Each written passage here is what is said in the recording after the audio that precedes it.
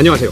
파이팅 홍공TV입니다. 오늘은 지게차 기능사 필기, 벼락치기 한방의 정리, 마지막 시간인 안전관리 파트를 진행하도록 하겠습니다. 그럼 바로 시작합니다. 이 안전관리 파트에서는 최근에 문제 출제 비중이 아주 높아졌는데요. 내용이 상식적인 수준에서 풀 수 있는 쉬운 문제들이 출제되니까 몇 가지 사항만 주의하셔서 모두 맞춰야 되는, 우리에겐 그야말로 땡큐인 그런 파트입니다. 우리가 재해라고 하면 사고의 결과로 인한 인명피해와 재산손실을 말합니다. 재해의 정의는 사고의 결과로 인한 인명피해와 재산손실을 말한다. 그리고 산업재해라고 하면 근로자가 업무에 관계되는 원인, 그러니까 작업 업무로 인해서 사망하거나 부상, 질병에 걸리는 것을 말한다. 산업재해는 업무에 관계되는 원인, 작업 업무로 인한 사망, 부상, 질병에 걸리는 것으로 이렇게 구체적으로 설명해줘야 된다. 산업안전의 3요소는 기교관입니다. 기술, 교육, 관리적 요소 있다. 기교관.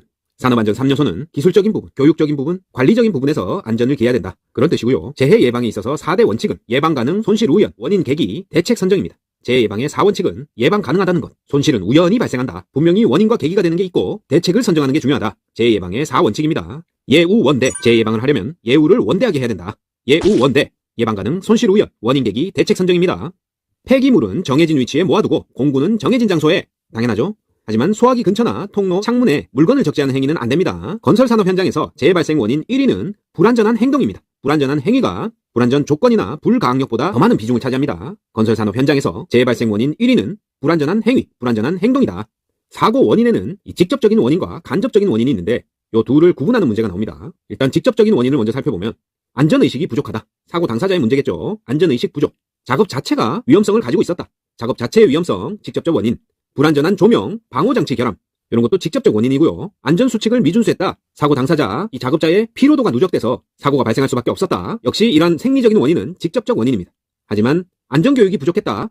이런 건 간접적 원인이고요. 작업의 용이성? 이런 것도 보기로 나오는데 사고 원인으로 틀린 답이겠죠. 자, 그래서 사고의 직접적 원인은 당사자의 인적 요인인 불안전한 행동이 가장 주요한 원인이고, 불안전한 작업 태도, 위험 장소에 출입했다. 작업자의 실수나 안전수칙 미준수, 보호구 미착용, 작업자의 피로, 모두 사고를 당한 그 당사자, 그 작업자와 관련된 여러가지 불안전 요소들이 사고의 직접적 원인이고, 기계장치 자체의 결함, 방호장치의 결함, 불안전한 조명, 안전장치 미흡 등 이 불안전했던 작업장의 환경도 사고의 직접적 원인이라고 할 수 있습니다.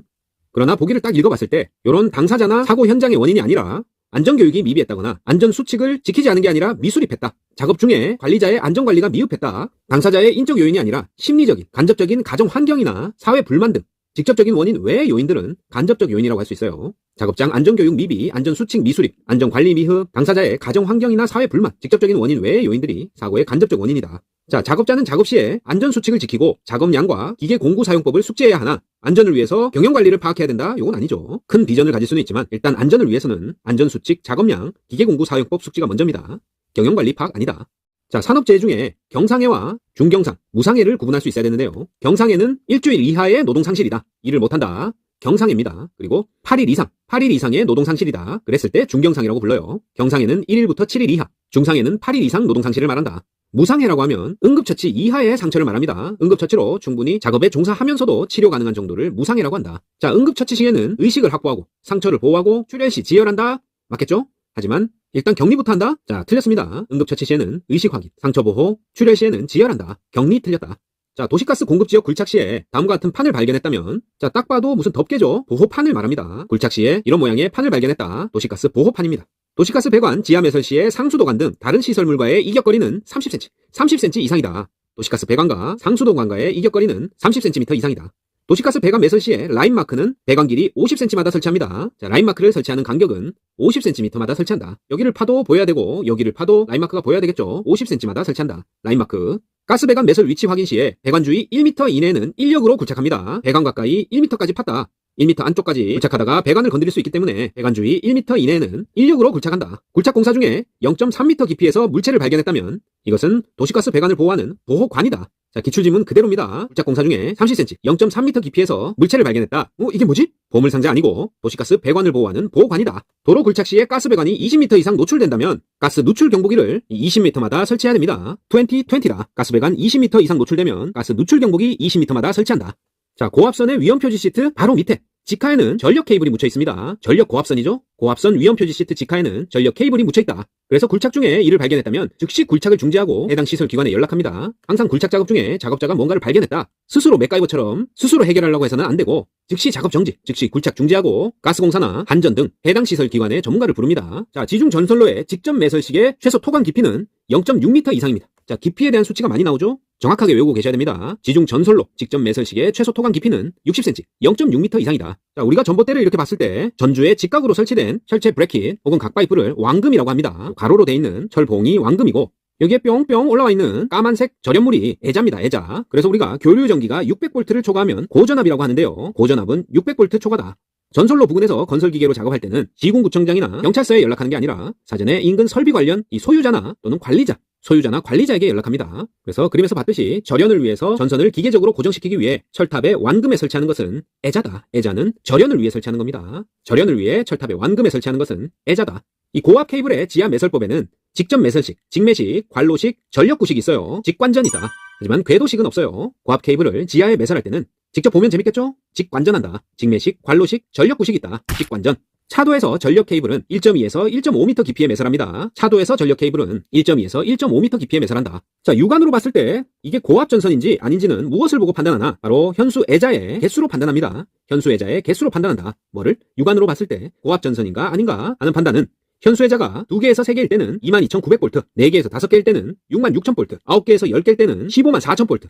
이렇게 현수 애자의 개수로 고전압을 판단한다. 자, 작업장에서의 안전수칙 몇 가지 살펴보면 화재가 발생한 연소의 3요소는 불에 탈 수 있는 가연성 물질이 있어야 되고 산소, 공기, 그리고 불이 처음 시작되는 이 점화원이 있어야 됩니다. 그래서 연소의 3요소다 하면 가연성 물질, 연료가 되겠죠? 그리고 산소, 공기가 있어야 되고 이 스타터, 점화원이 있어야 된다. 결국에는 우리가 화재를 진화하려고 할 때 이 3가지 요소 중에 한 가지만 없애도 진화시킬 수 있고 또는 화재를 예방할 수 있다. 그런 뜻이겠죠? 가연성 물질, 산소, 점화원이 연소의 3요소다. 자, 재해라는 것은 시설, 사람, 환경의 3가지 요소의 결함이 복합되어 발생한다. 재해의 복합 발생 원인입니다. 시사환입니다. 재해의 복합 발생 원인은 시설, 사람, 환경, 시사환이다. 품질 결함은 아니에요. 재해 발생 시 응급조치 순서는 당연히 운전 정지를 먼저 해야 되겠죠? 그 다음에 구조해서 응급처치하고 2차 재해를 방지합니다. 자, 응급처치 먼저 한다? 그런 보기 찾으시면 안 되고 운전 정지, 구조, 응급처치, 2차 재해 방지입니다. 운전 정지가 제일 먼저다. 그 다음에 구조, 응급처치, 2차 재해 방지입니다. 사고 발생 가능성을 미연에 제거하는 것은 안전관리의 최우선 목표. 안전관리의 최우선 목표는 뭐냐? 사고 발생 가능성을 미연에, 사전에 제거하는 거다. 자, 선풍기 날개에 의한 위험을 방지하려면 망이나 울을 씌워서 방지합니다. 역회전과 과부하 방지 장치를 한다? 자, 틀렸어요. 선풍기는 날개에 의한 위험이 주요 재해 요소이기 때문에 망 또는 울을 씌운다가 적합한 안전 대책이에요.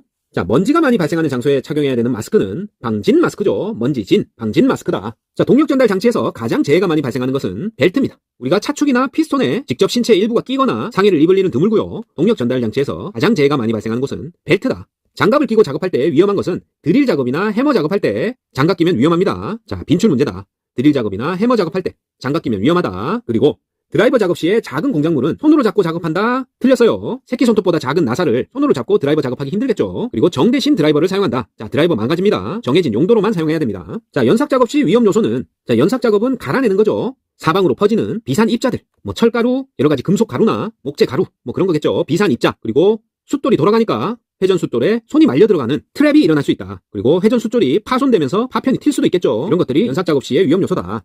비산 입자, 손이 말려 들어감, 숫돌 파손, 연삭 작업 시 주의합니다. 자, 그 다음에 반드시 외우고 있어야 맞추는 화재 분류.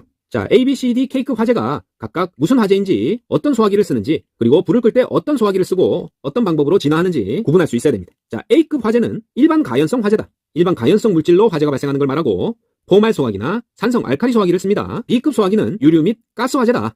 B급 소화기, 모래나 방화 커튼 등 질식 소화를 하고 포말, 분말, CO2, 한론 소화기는 모두 가능하지만 물 뿌리면 안 됩니다. 물 뿌리면 안 된다. 자, 물로 끄는 거는 A밖에요. C급, D급도 물 뿌리면 안 됩니다. 자, C급 화재는 시전, 전기 화재입니다. CO2 소화기 되고 분말 소화기, 한론 소화기 되지만 포말 소화기는 안 된다. 그리고 D급 화재는 띠금 금속 화재고 건조 모래나 흑연, 장석분을 사용해서 끄고 역시 물 뿌리면 안 됩니다. 그리고 K급은 주방 화재다. 주방은 K급 화재, K급 소화기를 사용해서 끕니다. 그래서 A급은 일반 가연성, 뭐 목재나 종이 이런 거겠죠. 그리고 B급은 유류나 가스 화재, C급은 전기, D급은 금속, K급은 주방 화재다. 에일, BU, 시전, D금, 에일, BU, 시전, D금. 에일 맥주 있죠? BU를 잘해야 됩니다. 시전, D금. 자, 입으로 소리내서 따라 발음해보시면은 좀 바보 같긴 해도 잘 외워집니다. 에일, BU, 시전, D금. 자, 마지막으로 안전 파트와 관련된 자주 나오는 기출문제 몇 개 알아보고 마치겠습니다. 자, 감전재해 발생 시 응급조치 중에 인공호흡을 한다? 틀렸어요. 감전재해 때 인공호흡 안 하죠? 즉시 병원으로 옮깁니다. 안전보건표지를 제작할 때 그 규격과 거리가 가장 먼 것은 모양, 색깔, 내용 모두 안전보건표지 제작 규격과 관련이 있습니다. 하지만 표지판 재질을 무조건 PP로 해야 되는지 알루미늄으로 해야 되는지 그런 재질에 대한 규정은 없어요. 모양, 색깔, 내용에 대한 규격이 있다. 뭐가? 안전보건 표지. 자, 기계의 회전 부위에 덮개를 설치하는 목적은 안전을 위해서죠. 좋은 품질, 회전 속도 향상, 보안을 위해서 덮개 설치하는 거 아니고 회전 부위에 신체 접촉을 방지하기 위해서 안전 문제로 덮개 설치하죠. 이렇게 쉽다. 자, 22,000V에 배전 솔로에 접근하여 굴착 작업 시 안전관리상 맞는 것은, 자, 일단 전력선이 살아있는 선인지 활선인지 확인 후에 안전조치 상태에서 작업한다. 자, 활선인지 체크한다. 요게 맞는 보기입니다. 22,900V 배선전로에 접근하여 굴착 작업 시 안전관리상 이 전력선이 활선인지 확인 후 안전조치 상태에서 작업한다. 작업장에 전기가 예고 없이 정전되었다. 전기로 작동하는 기계기구의 조치 방법은 즉시 스위치를 끈다. 퓨즈 단선 유무를 검사한다. 안전을 위해 작업장을 정리해둔다. 모두 맞고요. 전기가 들어오는 것을 알리기 위해 스위치를 켜둔다. 말도 안 되겠죠? 쉬운 문제다. 화재 예방 조치로 옳지 않은 것은 유류 취급 장소. 삐우 B급 화재죠. 방화수를 준비한다. 틀렸어요. B, C, D 모두 물로 끌 수 없습니다. 자, 가연성 물질은 인화 위험성이 있는 장소를 피한다. 당연히 맞겠고, 흡연은 정해진 장소에서만 하고 화기는 정해진 장소에서만 취급한다. 당연합니다. 유류 화재 물로 끌 수 없다. 자, 수공구를 이용해서 일상 정비를 할 때 부적절한 사항은 서랍 등에 잘 정리해두고 용도 외에는 사용하지 않고 작업 시에는 손에서 놓치지 않도록 주의한다. 다 맞고요. 작업 속도를 빠르게 하기 위해서 장비 위에 올려놓고 사용한다? 자, 딱 봐도 뭔가 이상하죠? 장비 위에 올려놨다가 떨어져서 망가지거나 사람이 맞아서 다칠 우려가 있겠죠? 부적절하다. 유해 광선으로 눈에 이상이 생겼을 때는 냉수로 그냥 차가운 물로 씻어낸 후에 냉수포를 얹거나 병원에 간다. 유해 광선 냉수. 유해 광선은 냉수입니다. 알코올, 과산화수소 생각만 해도 따갑죠? 눈 다칩니다. 유해 광선은 냉수로 씻어내고 냉수포를 얹거나 병원에 가야죠. 자, 소화 작업의 기본 요소가 아닌 것은, 자, 가연성 물질, 산소, 점화원, 연소의 3대 요소죠? 자, 요런 걸 차단해주는 것이 소화 작업의 기본 요소다. 연료를 기화시킨다? 자, 연료가 기화되려면 온도를 올려야 되겠죠? 자, 위험한 행동입니다. 소화 작업과 거리가 멀다. B급 화재, 유류 화재 시에 소화 방법으로 가장 부적절한 것, 역시 물을 부어 끄는 것 가장 부적절하죠? 확인 문제였고, 안전관리의 근본 목적은 근로자의 생명과 신체 보호입니다. 생산과정 효율화, 생산량 증대, 생산시설 고도화 아니고 안전관리의 근본 목적은 생명과 신체 보호죠. 현장 작업자가 실시하는 안전점검과 가장 거리가 먼 것은 현장 작업자입니다. 책임자 관리자 아니다. 역시 현장 작업자는 자신이 작업할 장비와 공구의 상태, 안전보호구의 적정성 여부를 점검하고 작업장 정리정돈 모두 현장 작업자가 해야 될 일 맞죠? 하지만 안전에 대한 방침 수리 및 상황보고는 아니다. 요건 안전관리자나 책임자가 해야 되겠죠. 산소 아세틸렌 가스 용접에 토치 점화 시 토치의 아세틸렌 밸브를 먼저 엽니다. 자, 사용해보진 않았지만 그냥 외운다. 산소 아세틸렌 가스 용접 나왔다. 토치 점화한다. 토치의 아세틸렌 밸브를 먼저 엽니다. 산소 밸브 먼저 연다. 동시에 연다. 모두 틀렸어요. 산소 아세틸렌 가스 용접 토치 점화 시 토치의 아세틸렌 밸브를 먼저 연다. 자, 볼트 등을 조일 때 조이는 힘을 측정하기 위한 렌치는 토크 렌치입니다. 그냥 렌치는 조일 수는 있지만 이 조이는 힘을 측정하지 못하죠. 돌리는 힘이 표시되는 토크 렌치가 조일 때 조이는 힘을 측정한다. 자, 그래서 몇 가지 렌치들을 살펴보면 소켓 렌치는 이렇게 소켓에 복사알을 끼워서 사용할 수 있도록 생겼고, 토크 렌치는 볼트 등을 조일 때 이렇게 전자식이나 혹은 눈금이 표시되어 있어서 돌리는 힘, 토크를 직접 눈으로 확인하면서 사용할 수 있기 때문에 아주 편리하다. 토크 렌치. 그 다음에 복스 렌치는 이게 박스 렌치입니다. 복스가 이게 무슨 말인지 봤더니 옛날 일본식 용어를 그대로 쓰고 있다. 요 오픈 렌치와 비교해서 박스 렌치는 이렇게 볼트를 감싸고 돌릴 수 있어서 정확한 작업이 가능하고, 오픈 렌치는 한쪽이 뚫려 있기 때문에 파이프 같은 것을 조을 때 박스 렌치는 여기 끼울 수가 없겠죠. 오픈 렌치를 사용한다. 그래서 이 복스 렌치가 박스 렌치가 오픈 렌치보다 많이 사용되는 이유는 볼트 너트 주위를 완전히 감싸서 사용 중에 미끄러지지 않는 이유입니다. 파이프 피팅 조임 등에 사용하는 것은 오픈 렌치고, 가볍고 양손 모두 사용 가능하고 값이 싸며 적은 힘으로 작업할 수 있다. 뭐 이런 이유보다는 생긴 모양이 볼트 너트 주위를 완전히 감쌀 수 있도록 박스 형태로 생겨서 사용 중에 미끄러지지 않는다. 요게 오픈 렌치보다 많이 사용되는 이유입니다. 자, 이상입니다. 기계차 기능사 필기, 벼락치기 한방에 정리, 마지막 안전관리 파트까지 모두 공부해봤는데요. 중요한 것은 이론적인 지식보다는 기능사 시험의 문제는 대부분 기출문제 그대로 출제되기 때문에 얼마나 많은 문제와 답을 단기간에 머릿속에 최대한 많이 담고 가느냐가 합격의 성패를 좌우합니다. 그러니까 파이팅 홍콩TV에 재생 목록들에 있는 기출문제 풀이 영상들과 기출 문답암기 300제는 시험장 들어가기 직전까지 꼭 2번 정도는 시청을 하시고 시험에 임하신다면 한 분도 빠짐없이 모두 합격 점수 이상 받으시는 데는 문제가 없으시리라 확신합니다. 파이팅 홍콩TV 구독, 좋아요 부탁드리고 저는 더 좋은 영상으로 다시 찾아뵙겠습니다. 감사합니다.